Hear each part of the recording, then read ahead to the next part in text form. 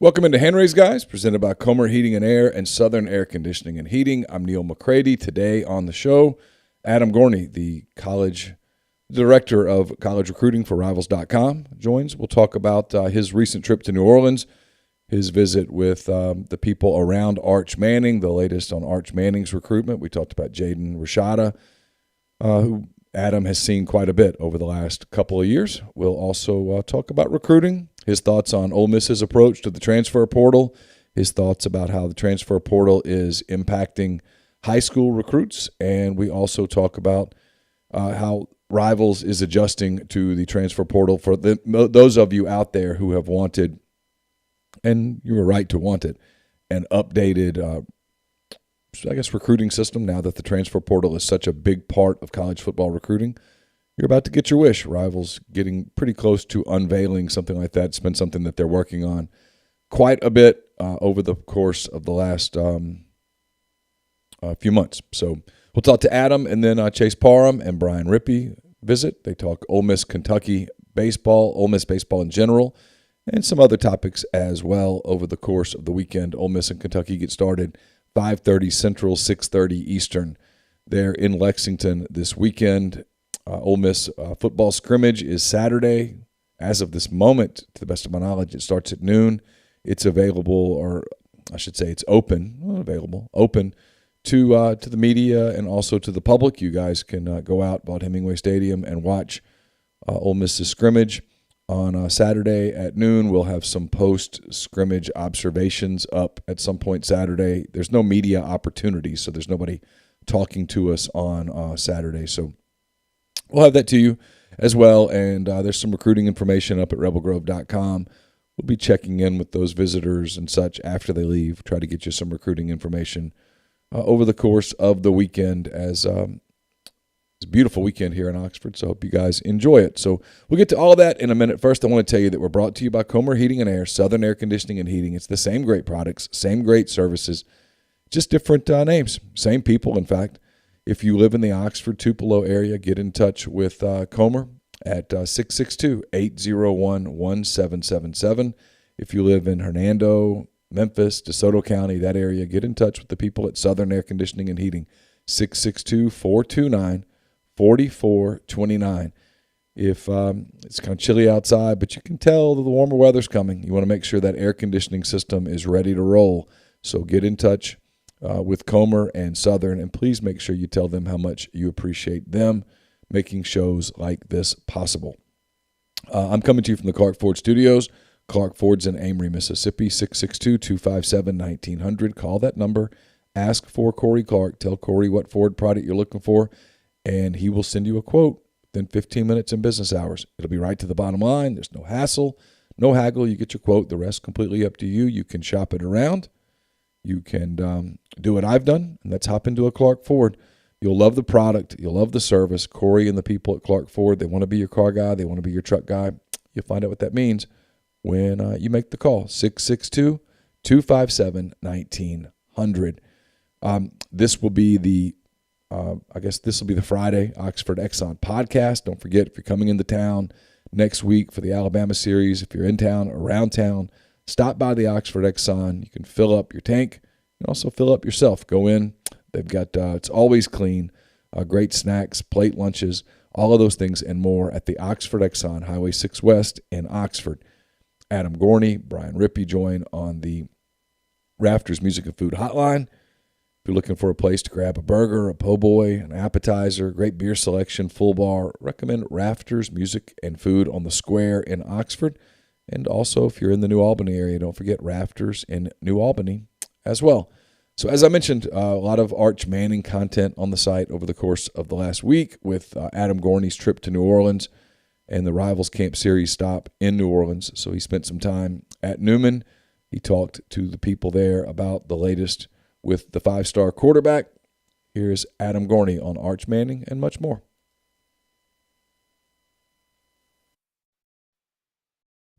Adam Gorney, the National Recruiting Director for Rivals.com. I've known Adam for a long time when he was covering the West Coast. Now he's covering the whole country. Kind enough to spend some time with us today. My friend, how are you?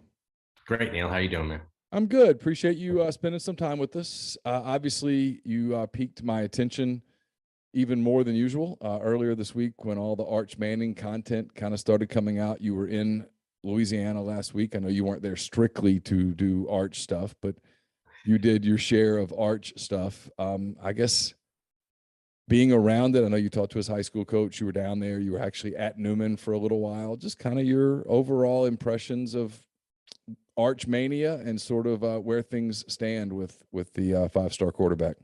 Yeah, the good news is we're probably going to be able to get a Zoom call with Arch after his Alabama visit this weekend. So thank you for that.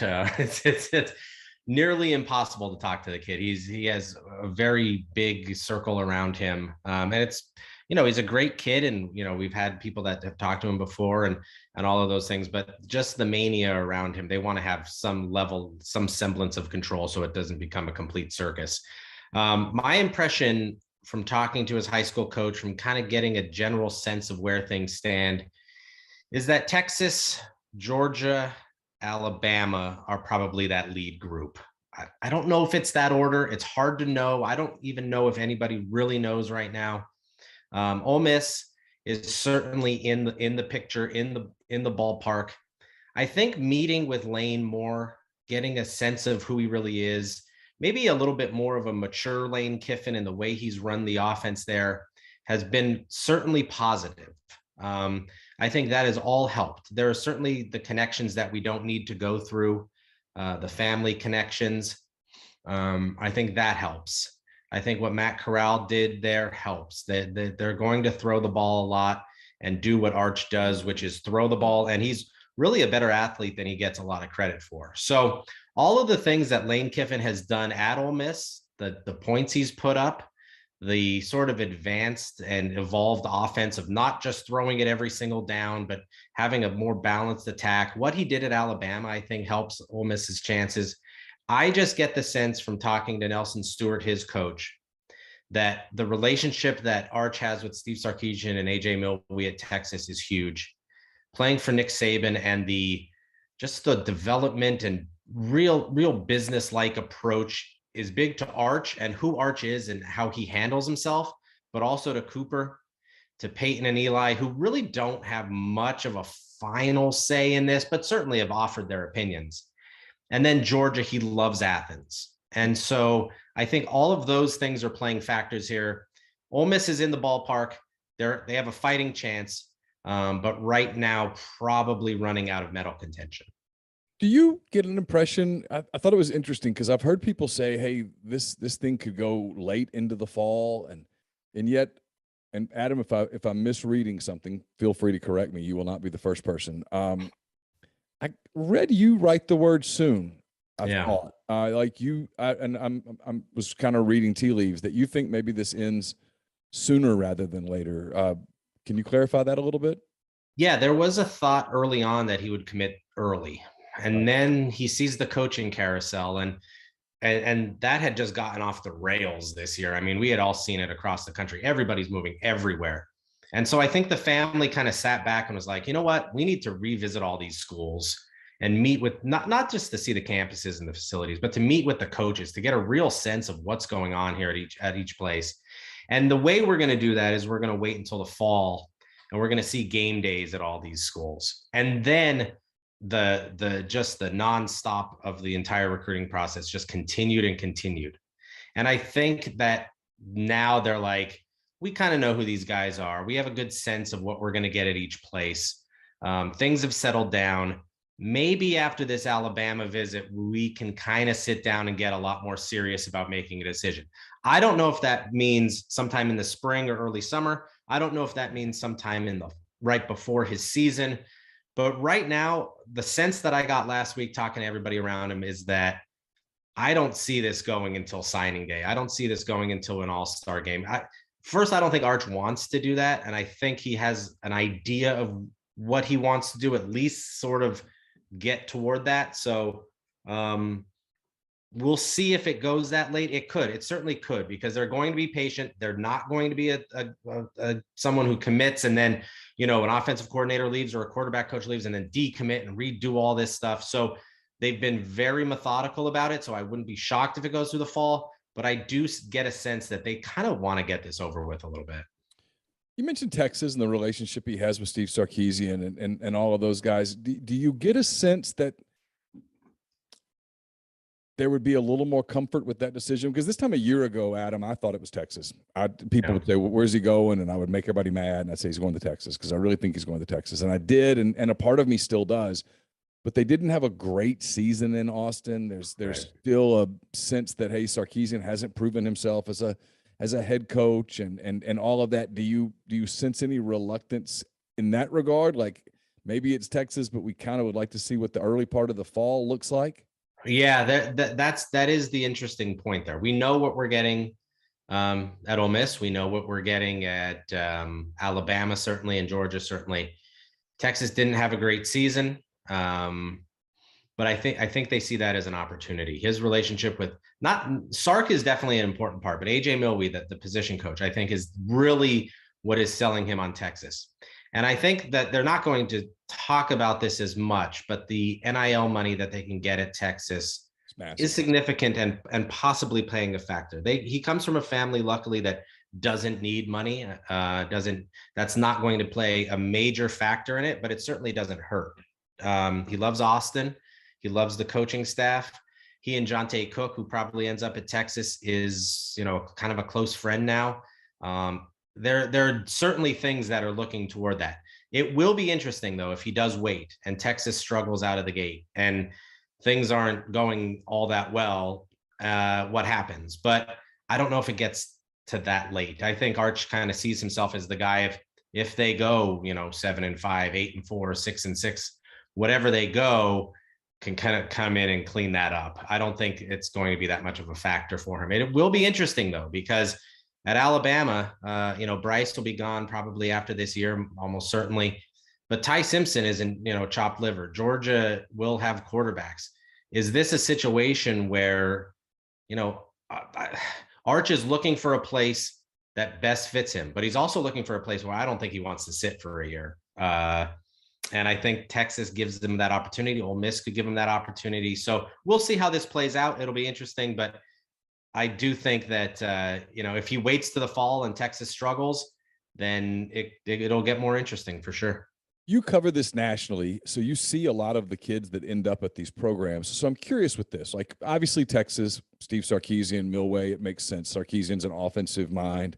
Lane Kiffin's an offensive mind. Alabama has produced now Tua and Mac Jones and Bryce Young, and I'm probably leaving someone out. Alabama makes sense for quarterbacks. In fact, I've had people tell me, a national source who is connected to some of these people said, hey, look, if Nick Saban were 10 years younger, this is over. That's where he would have gone. But, Nick Saban's not 10 years younger. That's not how age works. And so that's opened the door for other people. But yet Georgia, and they just won a national championship, and I get it. And you know where I'm probably going at this point. They have recruited incredibly well on the defensive side of the football. They have recruited offensive linemen. They have recruited running backs. They have recruited wide receivers. They have recruited tight ends. They have done so many things to build a dynamic, dynastic potential program in Athens. Right. But Adam, they've not done worlds with quarterbacks, and they've run off the wrong quarterback, and they haven't put quarterbacks into the pros, and no one looks at the offensive staff over there and goes, yeah, these guys are quarterback whisperers. Is it just he loves Athens, or is it that he sees something in Georgia that maybe others don't? Yeah, it's definitely an interesting thing, because if you look, I mean, you could certainly argue Kirby Smart has done very poorly with quarterbacks. Jacob Eason certainly didn't reach his potential. Justin Fields, was running fake punts when he should be the starter. And, you go to Fromm, and JT Daniels, was injured, but, was still a phenomenal talent. I don't care what anybody says. And then, Stetson Bennett had the year he did, but is he an NFL quarterback? I don't know. We'll see. I think it's two things. One, he likes Athens. Two, they won the national championship. When he goes there, he has a phenomenal time. But it's also Todd Monken. I think that's going to play a factor. He has NFL experience. He's kind of a no-nonsense guy. I think all those kinds of things. When you look at Georgia, though, they are still trying to find real playmakers at wide receiver. So that is going to be a factor. This year they had sort of a 3 or 4-headed monster at running back. How much are you going to be handing the ball off? I think what they did with Stetson Bennett, was impressive and is impressing him. But that is certain. There are certainly things to weigh there. Arch is not going to pick a school just because he likes the town. I think that's certainly one factor that he has to consider, and that he will certainly consider in his factoring. But there is so much more about how an offense is run, what kind of relationship he has with offensive coordinator and head coach, who they're recruiting around him, what the quarterback room looks like now, all those kinds of things. He's really, from talking to people around him, he is a kid that really kind of wants to dive deep into film and be very mature about this. And so there's a million factors that he's going to consider, not one or two, as he goes into this. You see other quarterbacks.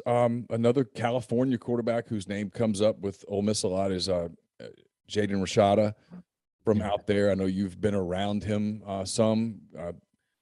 What do you know about him as a player? How much of a difference is there between Manning and Rashada? And then what do you hear about his recruiting? Yeah, we were lucky enough to have Malachi Nelson, Nico Iamaleava, and Jaden Rashada all at the Rivals camp in LA. I would do it 1, 2, 3, just like that. Rashada is a very talented kid. Ball pops. He can make all the throws. Very smart, savvy kid.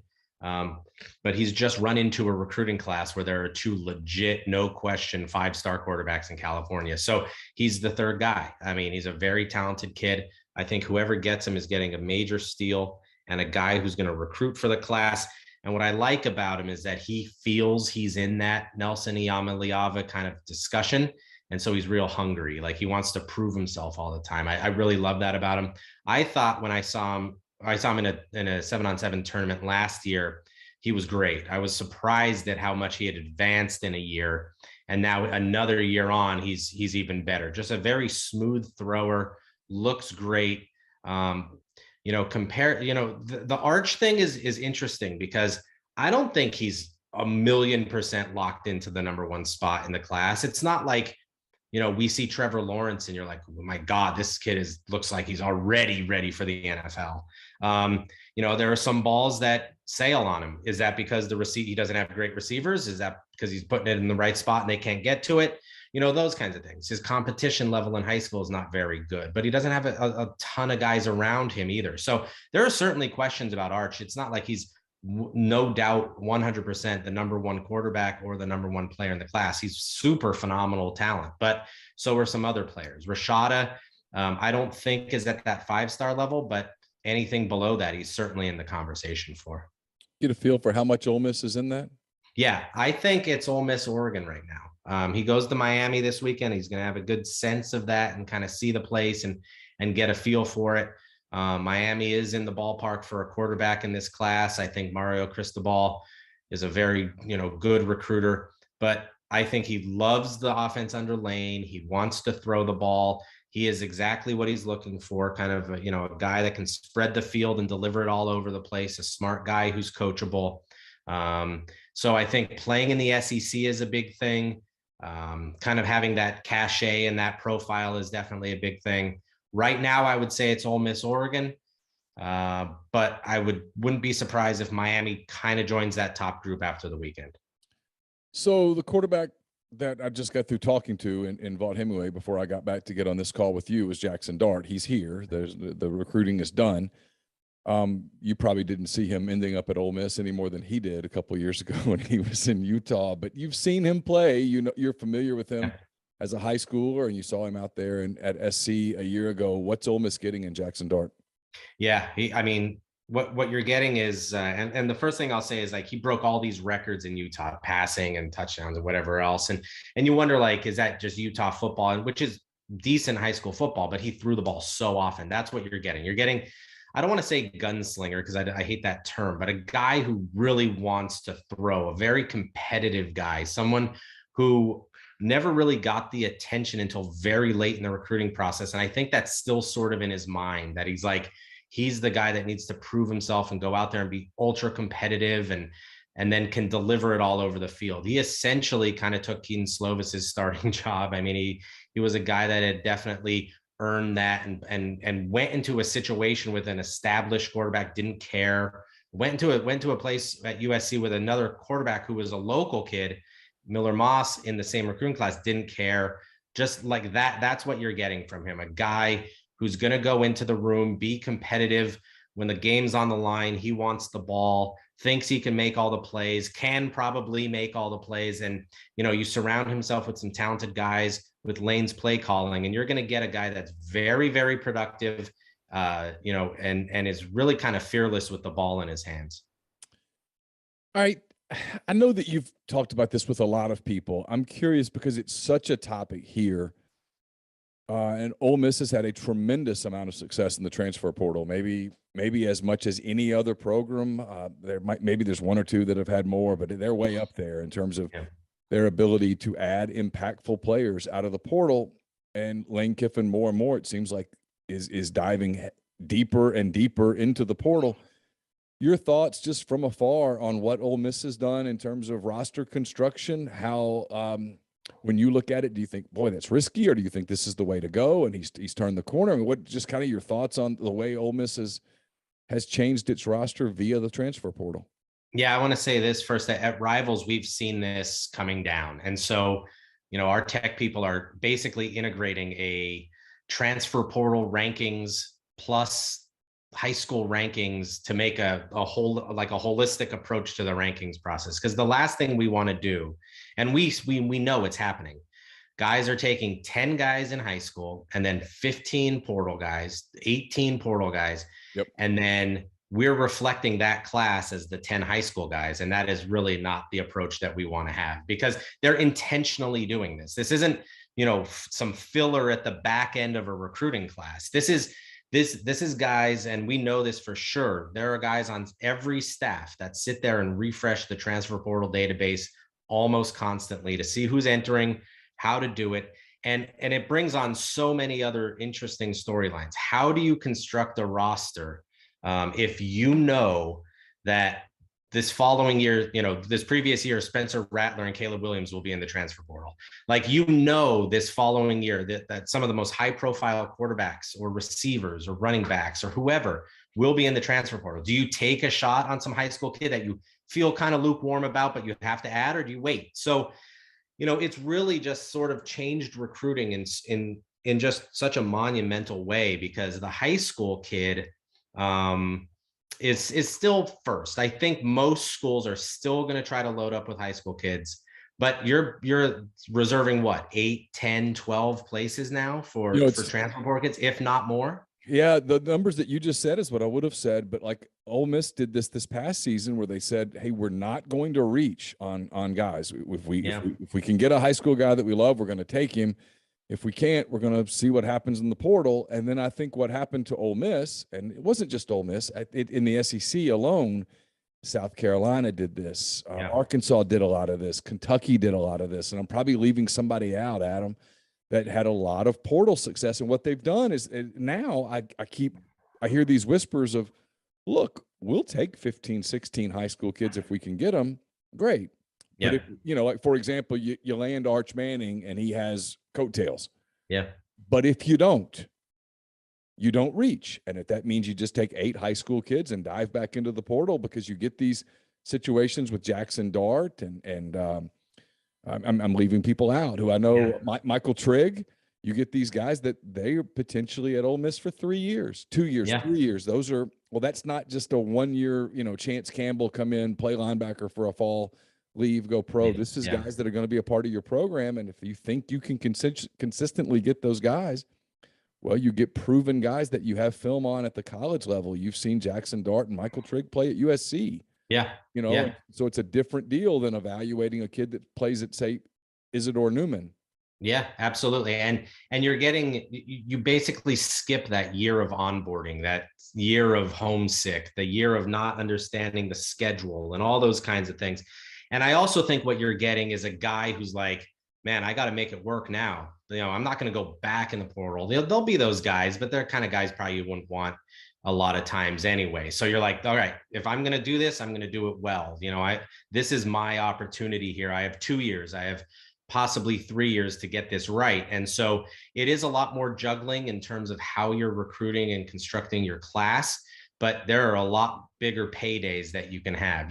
Instead of bringing on an 18-year-old freshman who doesn't know, anything or how this system works or anything, you're bringing on a 20-year-old man who now understands that this is his opportunity to win a starting job and get on the field. So, I'm sure that, there are definitely things that, Lane has looked at, or like you said, Shane Beamer at South Carolina or Sam Pittman said, man, we're really young at linebacker, or man, we're young at safety, or we need a backup quarterback, or whatever it would be. And they're going to go, we can't bring in an 18-year-old kid that doesn't know what he's doing. We're going to go to the portal and get those guys. And a lot of guys have used this to their benefit. It's definitely interesting. Football has turned into basketball in a lot of ways. 7-on-7 is like AAU. The transfer portal is not in the same way, but a lot like Kentucky does the one and done. People know they're coming in to prove themselves and go to the NBA, much like the transfer portal has turned into guys getting a second opportunity, prove themselves to try to get to the NFL. What does it mean nationally to for lack of a better term, the 5.73 star, the good player who, like you mentioned, in not so long ago would be the 22nd, 23rd, 24th guy in the Ole Miss class and the South Carolina class and the Mississippi State class. Well, now those guys aren't landing in those programs. They're having to go to a different place. I've seen some high school kids beginning to understand that, hey, the portal's hurting me. A lot. You're seeing this nationally much more than I am here on this local level. What are you seeing in terms of what the portal's doing to the way that recruiting shakes out? It's still in the early stages of kind of getting a feel for how that is. But like, as we've both seen, there are more people in the portal than spots left on rosters. So just that alone is taking away spots. And we haven't seen yet if that means high school kids are trying to lock in earlier, or if they're waiting later to see where they can kind of fall out. But like you said, the 5.7 3-star, the mid-level 3-star that, schools have taken a shot. And we know all those guys that have been like low 3-star, mid 3-star guys at the end. They have nothing much going on, or, they could go to Tulane or Louisiana Monroe. Then they end up at Mississippi State, or they end up at Ole Miss or Arkansas, or, Auburn will take a shot on a kid here or there, or wherever it would be. Now there's very little of that. Why take a shot? Let's take a portal kid. We know more about him. We've seen him more. We recruited him 2 years ago. So it certainly hurts those kids and those opportunities. I don't know how you get around it in terms of numbers. I don't know if you put the number higher on what you can get on a roster, or limit the number of portal guys you get. I don't know how you get around that, but it certainly hurts those kids who've had opportunities before that probably won't now. What I'm so interested to see, Adam, over the course of time, and you're right, it's still so early, and we haven't had enough cycles in this to know here's how exactly this is going to shake out. But I'm curious, like some of the programs you just named, like ULM or South Alabama or Southern Miss or North Texas or whatever, Louisiana Tech, fill in the blanks, whatever. Yeah. Do those programs go, we're going to dive into the portal too because we want to get those older kids? Or do they say, hey, we're going to be able to get more of the high 3-star, mid 3-star players that in the past we couldn't get because the big schools would come in at the end and poach them to fill out their classes. And we're going to accept the fact that for at least for a couple of years, we might be a feeder program to the bigger schools when NIL kicks in and they get other opportunities. And I don't know which way that's going to go. I think it's also like school dependent. Like if I'm Louisiana Tech's coach and, I went 3-9 and 4-8, and now it's like, man, I got to start winning here. I can't bring in 25, 18-year-olds and build this program in 3 years. I have to go to the portal and do that. And I think you see that too in college football. And that's certainly not the case right now at Ole Miss, but there are places where you're like, man, I can't wait for this kid to develop. They're not going to wait for me. I need to go to the portal. I think that is part of it too. Coaches go, I need to get veteran guys on this team, and the way to do that is through the portal. And I can sort of sacrifice maybe taking a high school kid that I really like and I think can be good in 2 years, but I might not have 2 years. So I think that's part of the calculation too. But like you said, the smaller schools, I think they have to feel that out for themselves. And I could wait. At the New Orleans camp this past weekend, I saw guys who were probably low 4-stars that had Tulane and Louisiana Tech offers. And I know that's because Brian Kelly's been a little patient on offering in-state kids. But I also know that's because guys, LSU doesn't want some kid jumping on that LSU offer when they can get a portal guy coming up. And so it's really, I think the coaches are still trying to figure it out. We're trying to figure it out. And the kids certainly are trying to figure out what's going on. And, I'm killing everybody, and I'm kicking ass at every camp that I go to. Why is no one offering me? It's because they're all still trying to juggle that, who's going to be in the portal in 3 months, because I like you, but I like this 20-year-old who's played 2 years already more. Last thing, I really appreciate your time today. Great stuff. NIL, we saw all the talk. Lane Kiffin got involved with it with Jimbo Fisher, and Jimbo called him a clown, and Lane kind of doubled down with, no, I'm just saying whatever. Obviously, Texas A&M had a big-time recruiting class. Lincoln Riley, in part, left Oklahoma for USC because of NIL opportunities and the type of player that he could recruit. You got Texas about to join the SEC, and Texas kind of talking about, hey, we can match A&M buck for buck on NIL. You're around these top kids every single year. They want to get that piece of paper from you that invites them to the ultimate event and all of that stuff. Are you seeing a shift, or sensing a shift is probably the better way to phrase this, Adam, in who is going to become the powers in college football recruiting based on what's happening with NIL? It's a little early, but I will say kids still feel like it's taboo to talk about a little bit, like, oh, I got this or got that. But exactly what the NCAA was trying to avoid, inducements for recruiting, is exactly what's happening. I mean, there is absolutely no doubt in my mind that kids are being offered money through these collectives. And now the offshoot of a collective is this thing called a directive, which is just a one-to-one, they don't even collect their money. Like, some big Texas booster can just come in with $1 million and say, go to Texas. And there's really nothing they can do unless there's, I would imagine, federal legislation through the NCAA to get that done. But it's exactly what, 10 years ago, if someone came in and said, you can have $50,000 to go to Alabama, there was an investigation. Now it's NIL and it's perfectly fine and legal and all of those kinds of things. So, Lane has said some stuff I certainly haven't agreed with, but if Jimbo Fisher thinks he got all of those players there because of his incredible coaching job this past year when they were supposed to make another run to the playoff and didn't, he's fooling himself. So of course, NIL is going to play a huge factor in recruiting. A quarterback just committed on an $8 million NIL deal. Now, if he gets that $8 million, how that works, I don't know. We'll see how this all plays out. I will say, though, that I think the top end kids, the highest end kids, will certainly make decisions based off of NIL. But if they don't pick the right school, that NIL money will look like peanuts to what an NFL contract will essentially end up looking like. And so these collectives that are being put together will help recruiting. But in many ways, I think a lot of those kids would have ended up at those schools anyway. Texas has unlimited funds. Texas A&M has big money. Florida has a big collective. I'm sure Georgia and Alabama are putting money together. Ohio State has all kinds of things where now Urban Meyer is involved in their NIL deals. And so, those schools anyway. But I do think that, those mid-level schools that are fighting and clawing for conference, importance, Baylor, it'll be interesting to see how Baylor kind of reacts to this. Oklahoma State, can they put the money together now to get kids there that might now go somewhere else because of money that's involved?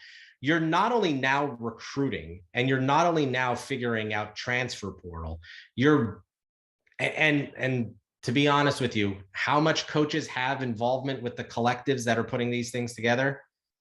Let's just imagine not all of them are completely behind a firewall here. So more than all of that stuff together too. And then on our side, going, all right, yeah, this kid likes, Washington, and this kid likes Texas A&M, but USC just came in with a $3 million NIL deal. It doesn't matter how much he likes Texas A&M. He's going to USC. So it'll be interesting to see how it all plays out. It certainly adds an interesting new layer to what we do for a living.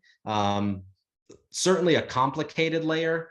And I fear the problem with basketball recruiting is that a lot of the kids don't even know where they're going because they're just directed by some sort of business manager to a school. Yeah. And that kind of waters down college basketball. We've seen it. I mean, come on, it's not the same product as it was, years ago. I fear that's what's going to happen in college football. And I also fear, and I was talking to someone this past weekend about this, someone signs an NIL deal at a school, a quarterback that probably shouldn't be at that school, but he goes there. Then he throws 3 interceptions. Do the fans just immediately turn on him because they donated $50 to a collective? I mean, that kind of stuff is going to be happening now. I don't want the good old days to come back because maybe it wasn't all just good old days, but it's certainly interesting how this plays out. There needs to be some sort of legislation wrapped around it. How that works, I don't know.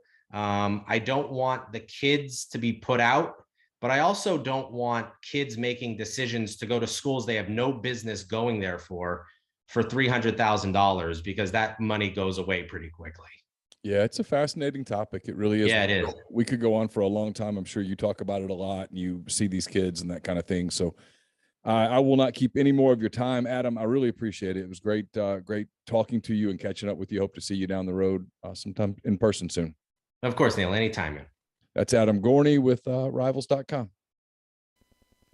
So thanks to Adam for his time late yesterday, giving some time for the podcast, for the show.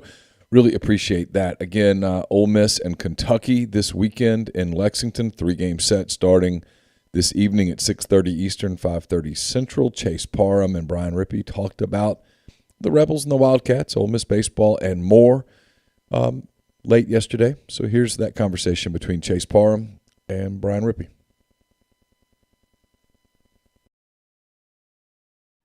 Brian Rippee now joining us, I guess, on the Raptors Missing Food Hotline. We can call it that, talking a little baseball, mostly here on this edition of the show. Brian, you got a pretty busy week. You and Colin did your wrap up, I guess, Sunday into Monday.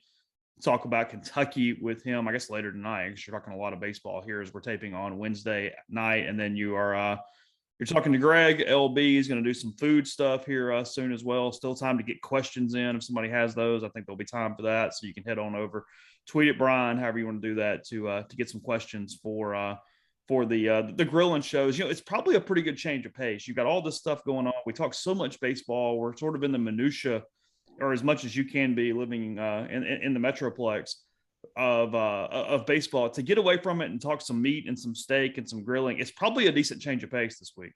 Oh, it's great. And I'm completely clueless about it. We started this last spring because we had people asking questions when I would have Greg on to just do mailbag stuff, and it would be grilling stuff. And it very clearly, I was like, I can't answer this. I know how to turn a grill on. I can do one or two things. That's really about it. And talk about a guy that loves to smoke some meat. Let him get some horse racing stuff in between. He's like the redneck Bob Baffert. He's headed to a horse sale this weekend. We had to work in the recording around his scheduling. So it's certainly a nice change of pace, but people like it. It's a great, great spring, summertime hobby. I kind of wish I knew more about it, but for a guy that doesn't really eat in restaurants at all and makes all of his own food, it is right up Greg's alley. So what is your ratio out there, or how has it changed from Oxford? Like, pick up, dine in, cook, grill? Like what's the normal week? It's gotten worse because I live in under you call it a shopping center basically, but it's got 5-6 restaurants, couple coffee shops, whatever. And so while I'm not very great at cooking, I used to go get the basic items, do a grocery run and all that. Well, I mean, Walmart and all that's only about 2 miles away. But when you have there's a place called Village Burger, as the crow flies, probably about 60 feet underneath me. So when you have that there, it gets worse. So I've gotten in the habit of probably too much buying and eating out, but I'd like to get back to more cooking. No place to grill really, but I've done that at MC's apartment a couple times, but grilling has gone down since I left Oxford. So you said you saw it. I kind of want to start here. There's a lot of different things I want to get to over the course of the next little bit. The quote Mike gave, Neal and I talked a little bit about it on Wednesday morning, and I sort of let it marinate a little bit. When I asked it, I was just expecting, this is after the UNA, the win over UNA on Tuesday night. My question to Mike was simply, hey, is there anything with the rotation that you're ready to announce, or is there any changes or whatever? And it was one of those gaps in the questions where I knew we weren't done with him yet. So I was almost killing time as much as anything else. I didn't really expect an answer. And he goes on this tangent, but it's not most of his tangents are frustrated by something. It really wasn't that. It felt like he was actually trying to give a legitimate answer, an honest answer. He seemed perplexed, not really sure what to do. And for a coach that has been pretty rigid with his rotation over the years, he's never really focused on openers at all. Never been one to do anything other than, hey, get the best arm as long as you can go. There's not a lot of creativity. Am I crazy here to be buying it that he at least is open and trying anything? And is it out of desperation because you know that there's absolutely no other choice right here? But I'll be honest, and I don't know if this is actually a compliment or a negative toward him. If it's true, he's gotten to this place faster than I ever thought he would have this season.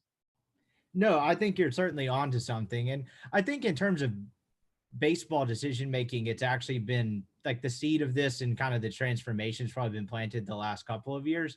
But you're right. Like, I was more surprised by the answer and the depth that he went into in elaborating. And honestly, I saw there's some beard commentary going on after. So honestly, the mood he was in, because like, without going like too far inside baseball, there's like a way you have to set questions up like that sometimes. And like him asking about the weekend rotation or whomever, like is going to pitch the next day. That never really leads to like him like snipping at you, but he can be short and kind of curt if he doesn't want you to ask about it and he doesn't know yet. Like I don't think a lot of the time he's ever been like I don't know when he actually knows for sure.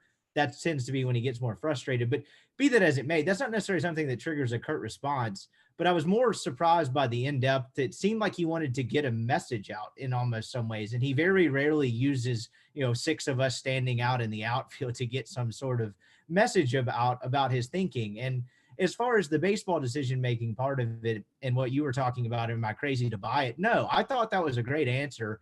And look, I'm not hesitant to criticize the guy by any stretch of the imagination, but I think it's a smart answer. And I think it's indicative of honestly his thinking in the last couple of years. Like Colin and I talked about this a little bit on Sunday. Like Mike started Taylor Broadway in game 3 of that super regional last year, and it didn't work and it turned out to be a moot point. But what are the chances Mike Bianco would go with his closer, which was the best option, the best pitcher in game 3 of a super that had been his closer all year, say even 4 years ago? And so I think he's become more open-minded to things like that, to his credit. And you talk about the opener aspect of it. I think he's opened his mind in other ways like that too. I remember when like the opener was getting big with the Rays and Kevin Cash. I think we had like a press box discussion one time. I was like, what are the odds he knows what an opener is? That's when it was first starting up. I think the Rays were doing it in a series against the Angels or something. And I think I put the odds at about 35-40%.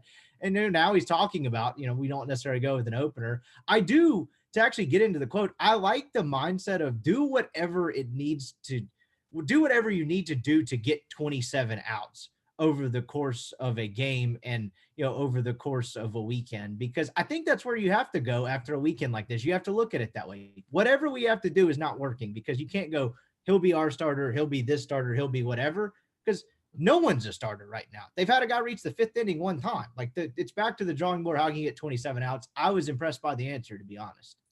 It felt like some real soul searching, like not to get too deep with him or anything, or like he was like pouring his heart out to us. But at the same time, I think it's something he's had to kind of get to himself. I mean, I think he has meetings with the pitching staff. He has meetings with, I guess, Carl and Mike and whoever else was in the meeting before that. He mentioned just meeting with the staff. And I think that it's one of those deals that is absolutely his way of going, okay, this is the only way we're going to get through this. This is our only option that we have. And we'll get to why that is in a second. But he also put a lot of pressure on himself in a quote that I think that's probably the part of this that he's dealing the most with, because like I said, he's so used to just plug and play. Here's my Friday guy. Here's my Saturday guy. We're going to bridge with this guy. Then here's my closer who comes in the 7th or the 8th inning. I mean, I've covered 17 seasons of this dude, and that's pretty much all the way through where I can get to every year. I think that the most interesting part of the quote to me was when he said, we have to game plan it better. We have to do whatever it was that it's not in front of me right now, but essentially it was up to the coaching staff to find the right time for the right roles, and then also know when to get them the hell out of there and know, okay, that's it. You're going to give me 3. We're going to hand the ball to somebody else. We're going to try to get 1 or 2 or whatnot. It's on a year that is so fascinating because they were number 1 in the country. They clearly were not the best team in the country, but they were ranked number 1 in the country. They have all these pitching issues. They've had injuries. The offense has been inconsistent. It's adding another layer where I just stare at this team, and not even like a car wreck, because they don't suck. They're not bad. But I've never been more fascinated to kind of watch a series and go, okay, well, all this other stuff is going on, and now I get to see how you're going to handle pitching for 3 days when you don't even think you have a starting pitcher. Yeah, it's crazy. It's a weird place to be. And to his credit, he's always kind of figured out how to be competent pitching wise. As far as like a competitive rotation. Now look, it hasn't always been great. And there's been some teams to where it's, 2 starters and a bullpen arm and almost a half of a bullpen arm, depending on who the guy is and can you depend on him. But he's found a way to where pitching is not just a complete and utter non-starter from a being competitive standpoint, like it was honestly this past weekend. Like Ole Miss didn't really stand a chance in either of those first 2 games because of their starting pitching. And you're right, it's an interesting place to be. And I think that was a fascinating part of the quote. And one of the other parts that he had in there, and I don't have it in front of me, but the part where he talked about we've pitched it pretty well out of the bullpen, and particularly if you take out that one game against Auburn, and look, ifs, ands, or buts, you can't take out that one game. It's one of the 6 games in a small sample size. They have pitched it well out of the bullpen. And so, you talk about, I don't know what to do when I look at this team. They don't suck, but at the same time, there's not a single guy you feel confident in, going and giving you 5-6 innings on any of the days throughout an SEC weekend.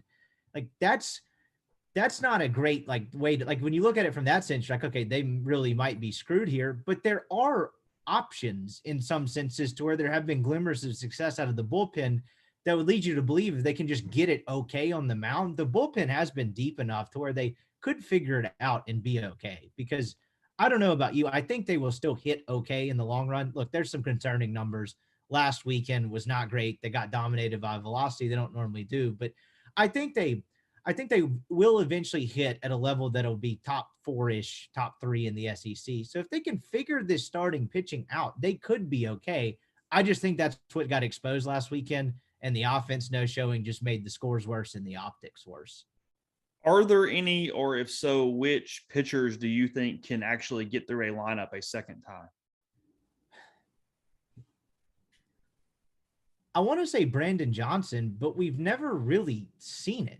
No, we haven't seen it at all. Ever. No, I'll be honest. I would hand him the ball on Friday night just to see what the hell happens. No, I would too. And I have a sneaking suspicion that might be the way they're going. And no, it has nothing to do with the pitching chart on the guy charting pitches on the midweek. I don't know what that means. I just was texting it to you. I was like, well, because if he's truly TBA, somebody's got to chart the pitches. So whatever, fine.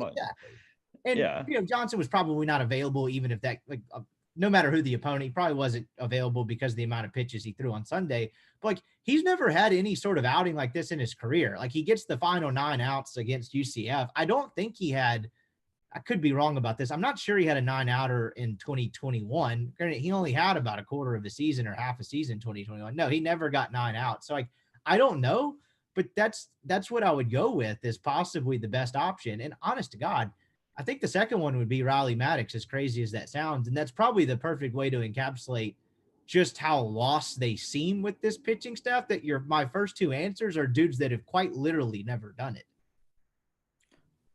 I don't know what to do with the freshmen. You get the 3 freshmen, you get Mason Nichols, Hunter Elliott, and Riley Maddox. There have been parts that I like about all their games. There's very little they've done wrong for the most part. If you told me that next season Ole Miss's 3 starting pitchers are those 3 guys, I couldn't tell you you're crazy by any stretch of the imagination. I definitely think 2 of them are, for the most part. It's a tall order right now for a number of ways. It's why I kind of like Brooks Johnson. I think Doherty could close if he had to. I told Neal that this morning. I think that he's a guy who could transition to the back in the bullpen or whatever. If you told me to guess, and it's strictly a guess, and maybe Mike announces this before we even run the podcast, and it's completely irrelevant, but it feels like Johnson, a freshman, and Diamond, I think. I thought Derek was okay. He wasn't great. I mean, Mike called him terrific, and like I said earlier in the week, that is a sign of where Mike is grading on a curve with his staff right now and what he thinks about his staff, because, Diamond individually. In 2009, there's no way he would have said, oh, yeah, Drew was terrific after he had gone, 4.2 innings or whatever it was. So I thought that was an eye-opening statement. I thought that was something. But the Diamond can get you through an order once. So if we're really doing an opening thing, if you're really just trying to figure out outs, I trust Derek more than most to get through it one time. Now, I would worry about him immediately the second time, but I for the most part, I trust him to get through it one time. And I think that's very doable, and it leads into the other part, which is Mike having to do this, Ole Miss not having starting pitching like they normally do. It's a development problem. It's a recruiting problem. It's a misevaluation problem with some different guys. I mean, we talked about this last week, and I'm probably going to write about it and kind of put it in word form later in the week, is that they're getting nothing out of this junior class for the most part with Diamond and McDaniel. A lot of money tied up in those guys from a scholarship standpoint. Otherwise, you're talking about Morrell and Kimbrell and Burton, where you're not getting much out of those guys at all. Out of the sophomore class, it's Mallets and it's Doherty. It is when you put it on paper and look at it, and I just kind of wrote them down on a notepad earlier today and was like, okay, this guy, here's kind of what this looks like. It is startling how little either they have developed or bad luck or injuries or whatever you want to do to any of those guys. It looks nothing like a normal Ole Miss baseball roster in any way from a pitching staff standpoint. And do we have a reason why? I mean, is it simply a McDaniel? And I guess because here's my point. If McDaniel and Diamond had both panned out to the level of being Lynn and Pomerantz, we wouldn't be having this conversation right now. Because we go, oh, wow, they've got a 1-2 punch. Do what? Just 3/4 of that. If they're right. 3/4 as good as each one of them, you're not having this conversation. Yeah, if it's Rollison and Feigl or whatever, if it's two dudes who are doing what they're supposed to do, we're going, oh, okay, yeah, you got to find the Sunday starter. But hey, Doherty's been all right, and we're having that conversation instead. He's never missed like this on top end arms. He's never gotten that wrong to the point that he has. And now, look, I don't know that Derek Diamond's healthy. I frankly think he's got some elbow stuff that he's had for a while. Nobody's going to admit that, and that's fine, my own personal opinion. But I've not seen him miss like this to this level. And maybe it's just, hey, he was finally due one because he had figured it out for 22 years. But part of me just keeps coming back is, why is there so much, for lack of a better term, and I'm not trying to pick on kids, why is there so much dead weight with high school recruits in this class and on this pitching staff roster?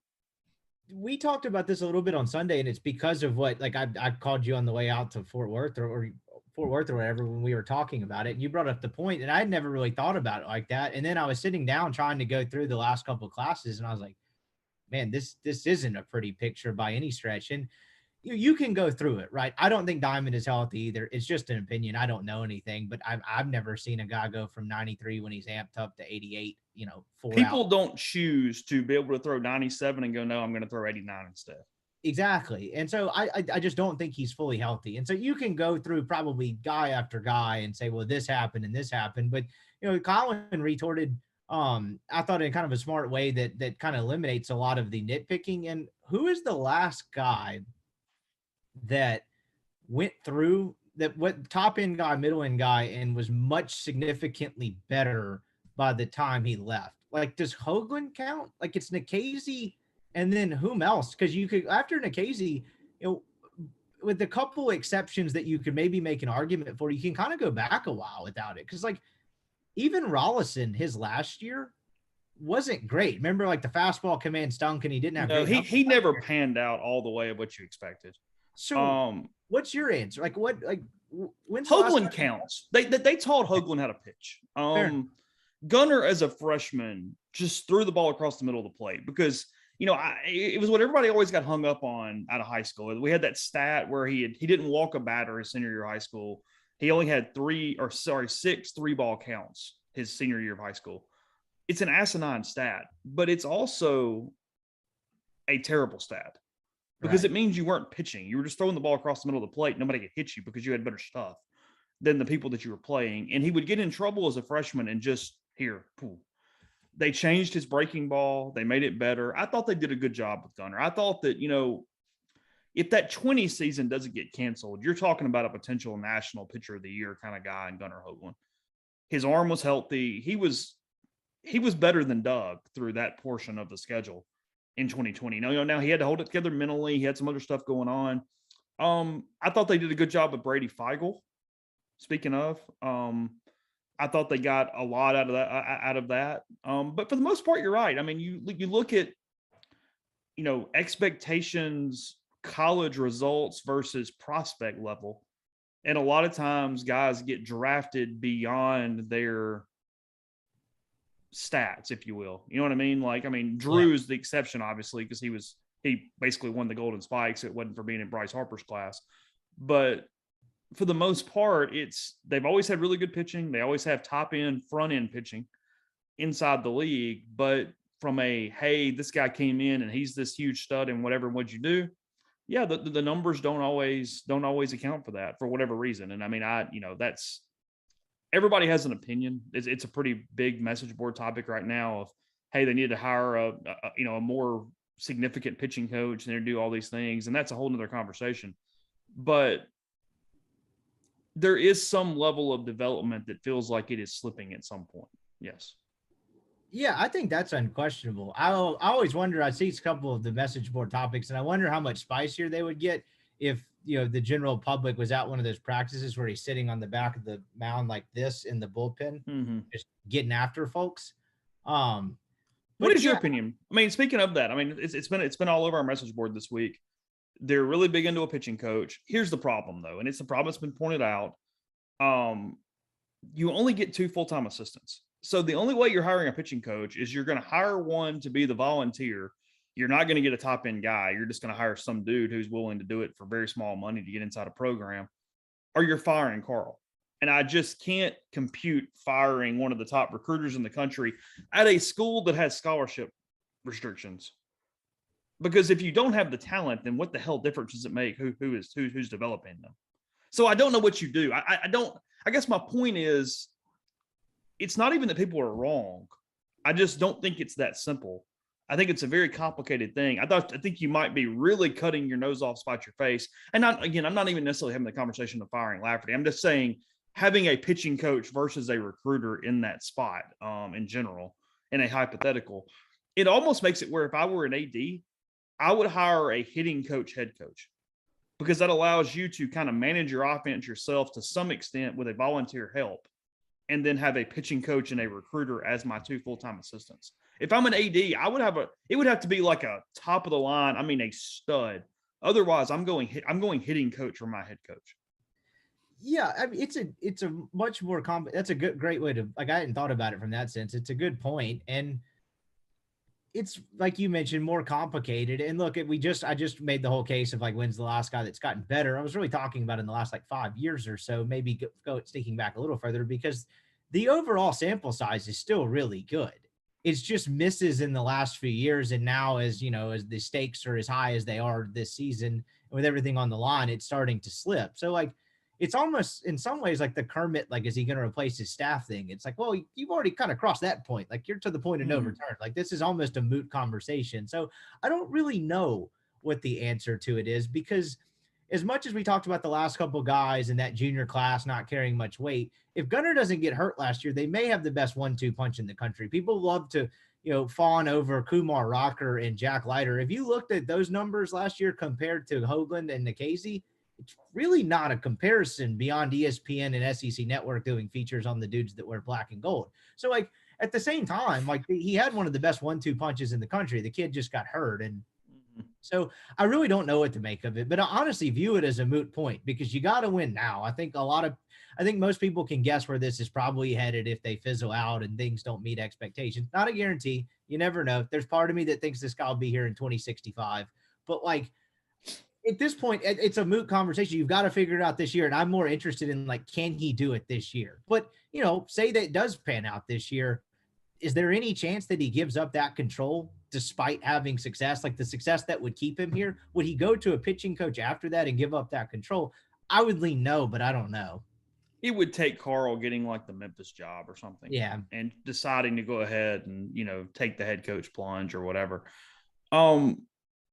Do you think, and this is just podcast speculation, we both know the man a little bit, do you think that him, because look, we can act like he's in a bubble, and he is in a bubble compared to the relative head coach, but he had the meetings with Keith at the end of last season. He knows that he interviewed for the LSU job. He knows that at least he's not on the front end of a great contract where he's safe for years. Do you think there's an urgency that has gotten him to this point with these decisions? Do you think he would ride out the old way of doing it if he thought that he was guaranteed 2024? Maybe to some degree. So the thing, the quote last night, and you just mentioned the general mood that he was in. The last time where he talked about he's in this spot where the heat's on and there's not much, he's not necessarily about to get extended again and his future is not necessarily certain, was after they got swept against State in 2019. And then they win the Saturday or Sunday game, whatever that was, against Tennessee. They were in a really bad way heading to Hoover that year. And his response was, I'm going to lighten up. And he didn't necessarily try different things as much in that 2019 run, but he kind of lightened up and became more open-minded in terms of how he dealt with them. And now I think he's doing that in a different sense. And it's related to the starting pitching and kind of in-game management of how he does it. And so I don't know if those two things are related at all, but it seems like the last two times the heat has been really on. And look, it's still a long season, right? They have 24 more of these left. So, but I mean, that was as bad of a not midweek, SEC weekend series regular season that they've had ever. So the heat was really on, and he kind of lightened up and became more open-minded. I don't know if there's a trend there, but it could be. I mean, in 2014, he was going to get fired if it wasn't for basically Omaha. He didn't get extended 2 years in a row, and he guides them and gets that done. You mentioned that. You mentioned Tennessee, and I don't really buy what I'm about to say, but I'm going to throw it out there anyway. I get a text a couple hours ago from a scout, unprompted. I hadn't talked to the guy in months, and he said, just FYI, Tennessee last weekend was the best college baseball team I've ever seen. And not typically known for hyperbole, just kind of okay. And it plays into sort of on this show last week. I interviewed Kendall for it, and Kendall made a comment that he said over the course of one weekend, Tennessee will look like the number one team in the country, that they just kind of overwhelm you over the course of one weekend and what they look like. And that was a Tennessee team that didn't even have Tidwell. They're going to get him back. Chase Burns. I mean, I don't know who made what deal with Devils to get him to campus and not be a pro right now. But point being, Tennessee was so impressive that whether it's true or not, or whatever is true, a scout saying those sentences that is a normal human being that knows a ton of baseball and not just, bloviating. It's an interesting deal of, are we sure that we didn't just watch the eventual national champion or the eventual number one national seed? And while Ole Miss is not that, they just ran into a buzzsaw that Tennessee is going to do a ton of people. Like, is it possible that we're having a lot of discussions about how bad something is when really it's just Tennessee is that good? I mean, it's a little bit of both, because look, their starting pitchers are not getting deep into games. Like, all those things are very real problems. That's not just because of Tennessee. Don't get me wrong. But at the same time, Auburn takes 2 out of 3 at A&M. Ole Miss takes 2 out of 3 at Auburn. Doherty did at least go 5. They did some stuff. Maybe they've got one starting pitcher to fix. They get Kevin Graham back. I mean, I guess my point is, are you moving the ceiling or the expectation off of this team because of last weekend? I mean, I guess the short answer is no. I think the problems are real, but honest to God, I thought the rotation problems were just as real heading into the weekend as I did. Sure. Those are legitimate things. I mean, it is what it is. And they were heading into that weekend. Now, I didn't necessarily think they would get exposed that way, but I think the scout quote you just mentioned is really telling. And I mean, look, it's only 6 games, but you go look at Tennessee's offensive numbers compared to the rest of the league and pitching. I mean, they've allowed 8 earned runs in 2 weekends of conference play, and they haven't exactly played scrubs either. And so they haven't trailed in a game for 190 innings, which is ridiculous. I don't really care who you're playing, Iona aside or whatever that school was they beat up on. And then on top of that, they whipped South Carolina pretty good. What was it, like 5-2, 8-3, 10-0? And then South Carolina turned around and took 2 or 3 from Vanderbilt. And I know that was in Columbia, but I think the more and more you look at it, it does kind of look like it's maybe Tennessee and everyone else. And look, you mentioned the number 1 overall seed, the number 1 national champion. Injuries can happen. You saw that with Ole Miss last year. Things can change. It's a long season. I think that almost works toward the argument of Tennessee's just really good. So, yeah, I think there's certainly a chance that that's the case. I would almost lean that way looking at the rest of the SEC. You just mentioned it. Auburn went and took 2 or 3 on the road at A&M. A&M was a weekend removed from going to Alex Box and taking 2 or 3, and then LSU back into the series at Florida. And so is there a world where it's a decent amount of parity? Look, I know Arkansas is 6-0, but that was, 5-1 and almost lost 2 or 3, but that's Kentucky and Missouri. Is it a bunch of parity and then Tennessee until they kind of get a dent in the armor? I think that's possible and almost probable. We'll find out a little bit this weekend, because if they go just hammer Vanderbilt 3 times, we go, okay, well, all right. I mean, I don't know what's left. So, okay, cool. But no, it wouldn't shock me if Vanderbilt won 2 games this weekend and Tennessee comes back to earth a little bit. I mean, whatever. I mean, Tennessee is playing better than anyone else right now. On March 30th at whatever time, Tennessee is the best team in the country today, for whatever you want to make of that, whatever you don't want to make of that. and from a media standpoint, it's been a little bit of a frustration because we gave so much of benefit of the doubt to Mike because he does always figure the pitching out, that if you really take a step back, we should have all seen this coming to a larger extent than we did. At no point had Derek really gone deep into games. His best game he's pitched was Texas last year in Arlington prior to, whatever did or did not happen, or, the therapy over the summer and different things. Doherty had only started a couple games, and he wasn't very good in the midweek when he did it. He pitched against Southern Miss and was okay, but it was a quick hook because it was a do or die game there in the regional. McDaniel has obviously not put it together. I think he's got some of the best stuff on the team, but mentally he struggled at different times. In Gaddis, you could convince me because I did like the stuff, and I do think he has a role that makes a lot of sense on this team when they find it. I think he has the ability to have that role. But, Corpus Christi to Ole Miss is such a big jump. He's still, less than a year off injury to some extent. It's just, when you look at the size and you write everything together, I kind of shake my head a little bit and went, yeah, you kind of screwed up. You probably should have seen this for what it is. And it's the irony of ironies is that the fan base is freaked out. The fan base is always upset by every loss. And I understand it. I get it. It's emotional in a lot of different ways. But this truly, more than maybe any other team, you're setting up your postseason. You're setting up to try to have a really easy road. You obviously need to host. You need to be a top 8 seed for different reasons and all those things. But this thing has become a puzzle piece that is going to take a while. This is not something you're going to fix tomorrow. You're probably going to lose some games while you're trying to figure it out unless the schedule is just kind of too easy for you to do that. It has never been more a case of a postseason result being all that matters, because they just don't have, between injuries and different things, unless they get really damn hot and the schedule is the reason for it, they're not setting up as one of these 21-9 kind of programs that's going to run through the SEC and have this big lofty national seed.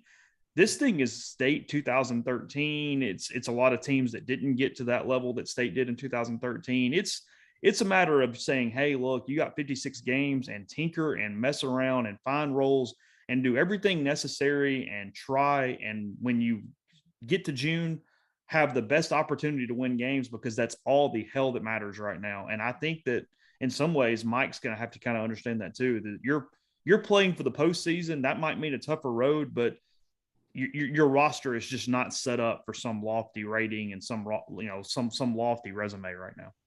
I think that's a good way to put it. And that's why they benefit from the schedule, right? They get Alabama and Kentucky the next 2 weeks. And in some ways, that's a perfect justification of what they are, right? Because if they play well, they'll take 2 out of 3 in both of them.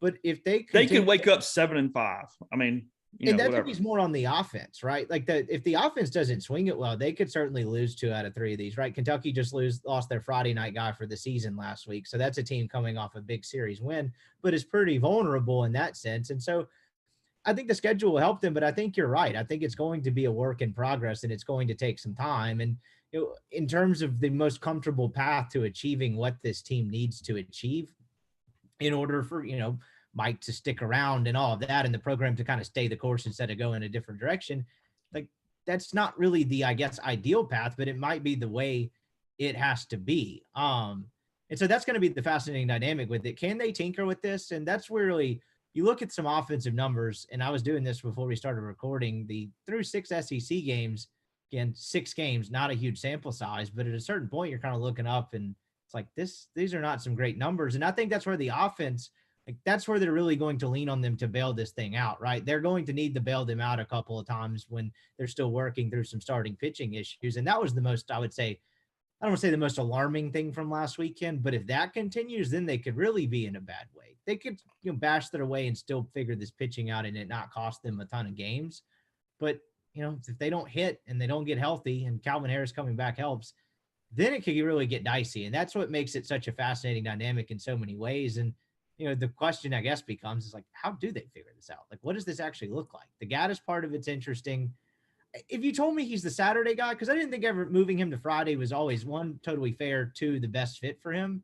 Mm-hmm. So, I could still see that. But, in that kind of the way this seems, it's, as you put it earlier, it's Johnson and a freshman or Johnson and Gaddis? Like, doesn't that feel like the two options there? And then you just stick with Diamond on Sunday. That's kind of where this leans. Yeah, I mean, and look, I mean, Mike might throw two freshmen out there with Johnson this weekend and go, let's see what happens. But frankly, I don't think he knows. I think it's very legitimate because, look, you can say a lot of things about Mike, but he's very by the book. He's not big on other advantages. He's gonna play it right. He's not gonna try to do the shady stuff. If he knows his pitchers, he writes them on the line and lets everybody else knows his pitchers too.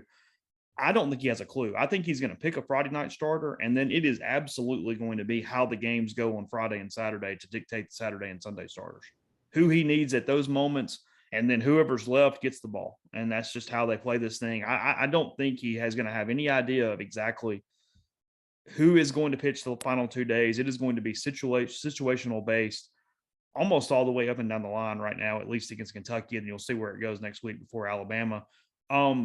Let's say Kevin Graham has 2 weeks left in his recovery. Who are you taking out to get him on the field? Oh, now this one opens up a can of worms because this goes into a lot of different areas. So, am I crazy? Because I never would have thought this 4 weeks ago that I get Calvin Harris some starts behind the plate on the weekend right now.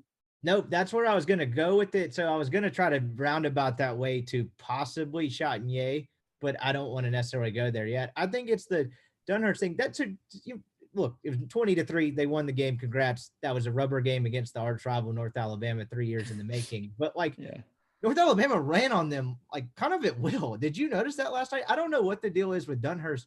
Do you think this is more injury speculation? I'm sure Mike would love that, but do you think he's fully healthy? What is the deal with that? And that to me, defense, Dunhurst is behind the plate. If Calvin Harris is hitting this much better, I'm doing this terrible podcast. Yeah. But if he's hitting this much better than Dunhurst, you keep Dunhurst behind the plate because of the defense. Well, if that's not there, then what's the argument? Yeah, because Hayden has struggled offensively for sure. And defensively, I don't know if it's hurt. I don't know what it is, but he's not looked right. I mean, when healthy and when sharp, he's the best defensive catcher in the country, and it's not particularly close. This is not a shot at Dunhurst. This is a shot at, is he 100%? Is something going on? Because he just doesn't look right. It doesn't look right at all. And frankly, Calvin's getting better. I mean, I put on the board yesterday that because of how good Dunhurst is, it sort of overlooks the fact that Ole Miss has the best number 2 catcher in the country with Calvin for damn sure. And it's not going to matter, but frankly, the best number 3 catcher too, because Knox is not terrible back there. I'm surprised not that doesn't matter at all, but that kid could have played somewhere else. Like he's 100%. People love the loyal Reb thing on message. He's a Madison kid or whatever, Jackson kid. Like he's loyal because he could have played somewhere else. Anyway, no, he could start for Power 5 teams tomorrow. Yes. Yeah, no, he's fine. I mean, Knox is not a bad baseball player at all.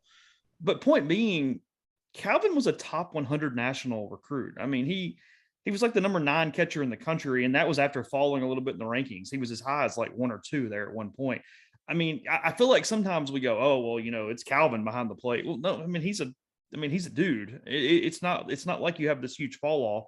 It's not Dunhurst, but might not kill you back there. It's an interesting deal. What we don't know, and it's kind of what I want to see. I guess this is my point. Is teams know they'll run on Hayden if he's looking like he is last night, but he obviously has a reputation. If he's sharp, if he guns down a couple, they just stop. They kind of do the, defensive end running at Laramie Tunsil and decide, hey, it's not worth it. We're going to quit. Ole Miss is not very good at holding runners outside of a couple guys.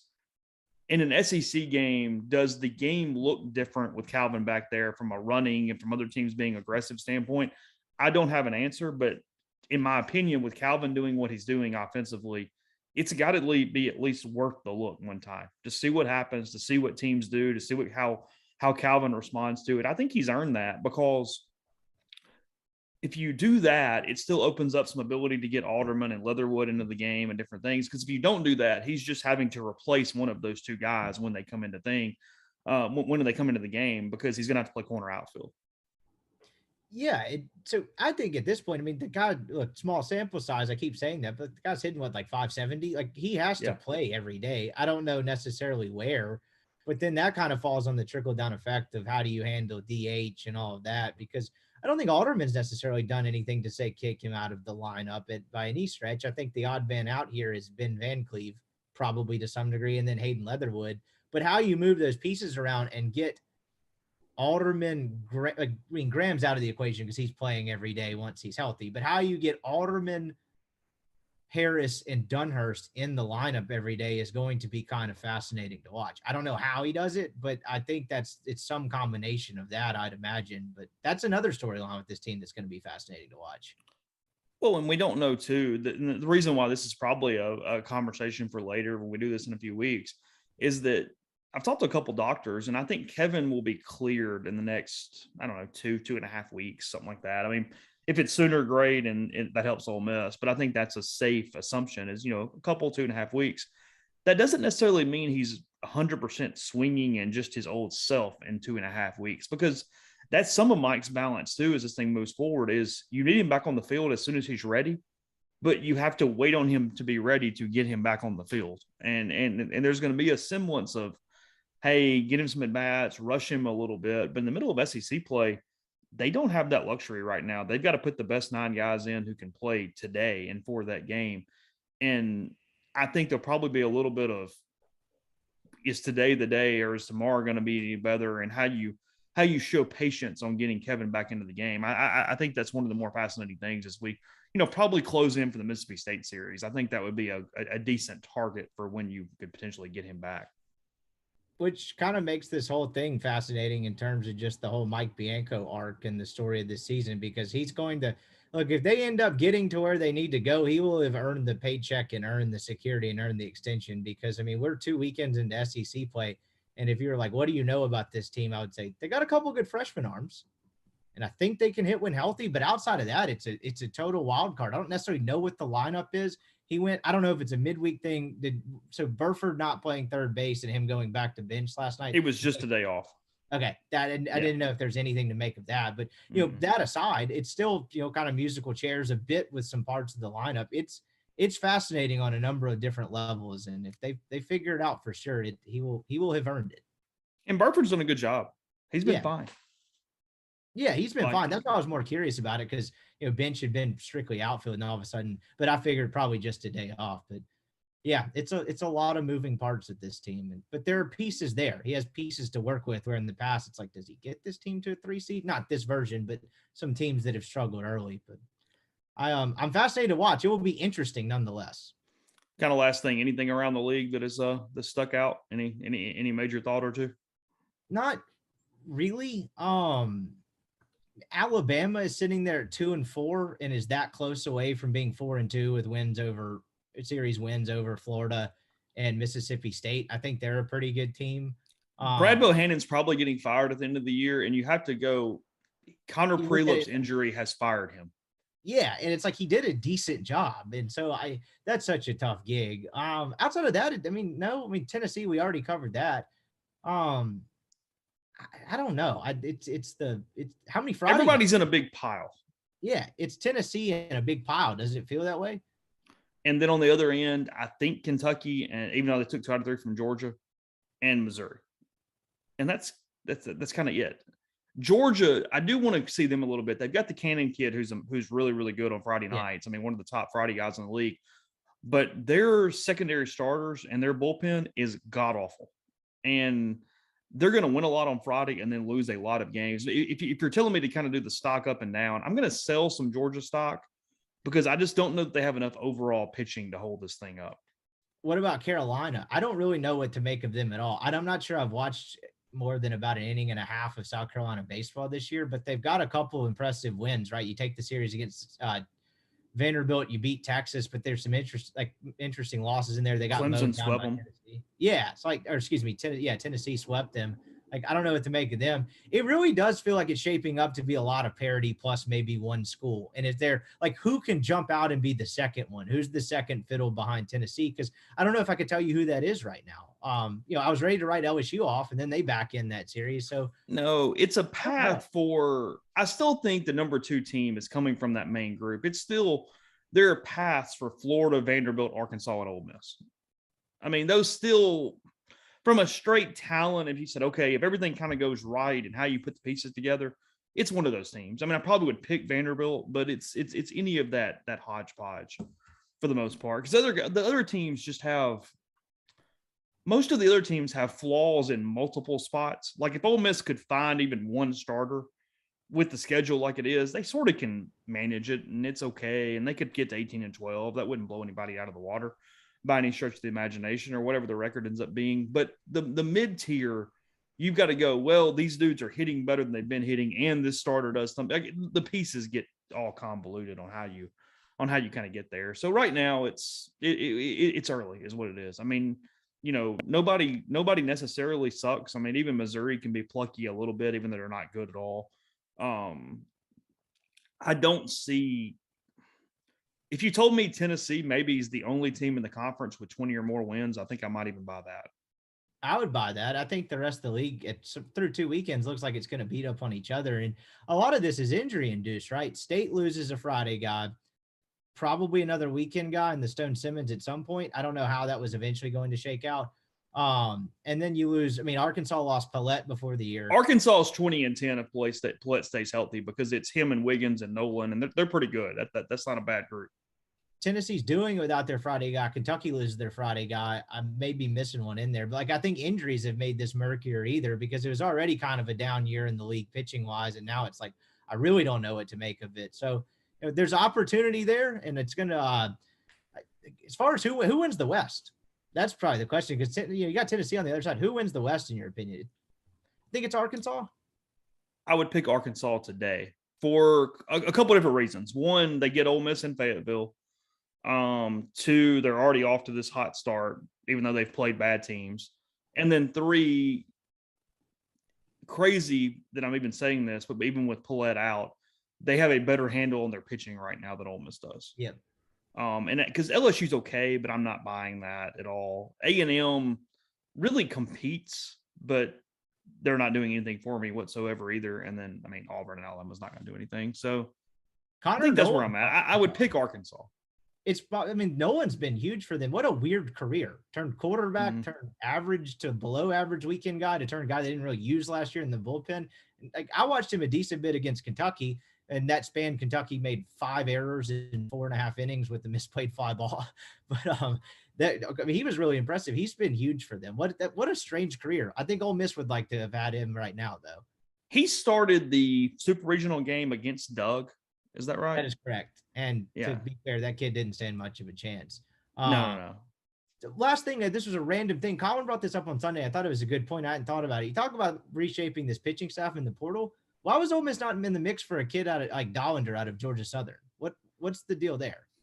I don't know exactly with him. I put this on the board the other day, and everybody freaks out because they think I'm talking about scholarships, and I am, but I'm not. Some of the problem that Ole Miss has right now is that they have so much money tied up in their current roster, and they're older kids that are, again, the reason that you're needing to go into the portal. They didn't have any money for the portal. That's where the scholarship did hit Ole Miss, is that, they were in on the left-hander from Arizona, the reliever that transferred. And a couple of those kids, they were in on, they weren't going to get him because A&M hired his hitting coach, Jack Moss, when he leaves from Arizona State.